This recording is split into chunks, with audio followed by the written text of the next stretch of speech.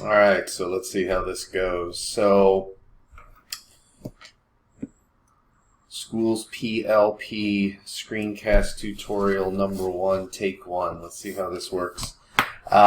So you can see I've got my login information on the home page, or the login screen, I guess I should say. I'm going to go ahead and click to log in. I have been set up with a course called High School Civics and Government A for first semester. So you can see here, this is the dashboard that has been shown several times. You can see current activity of students. I haven't had anybody do anything yet. Here is my progress tracking. Here is where I can send a message through the messaging system of SchoolsPLP. If you recall from an earlier screencast or session, students cannot send messages to each other through this system, just between you and them. Over on the right hand side, you can see here's the button or the tab to log out, and then need help.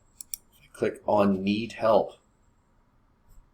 There are answers. Here's an overview video. How do I set up courses, meet customized needs, and then you can ask a question. So you can email, or here's your subject, your email address, how can we help? This goes directly to SchoolsPLP.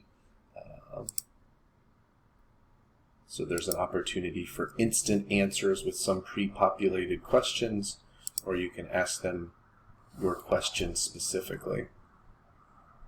We usually respond within a few hours. I have not tested that, so I cannot attest to whether that is accurate or not. Close help. So that is your home screen. You can see over here what I've recently viewed in my courses.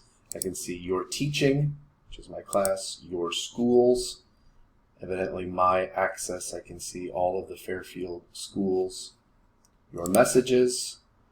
I do not have any messages internal to SchoolsPLP, and my profile, which is, it looks like I have an opportunity to change my password. So in an effort to keep things brief, this is your login and your landing page. And next video I will address, let's see if we can put some students in and go into our course. Thanks.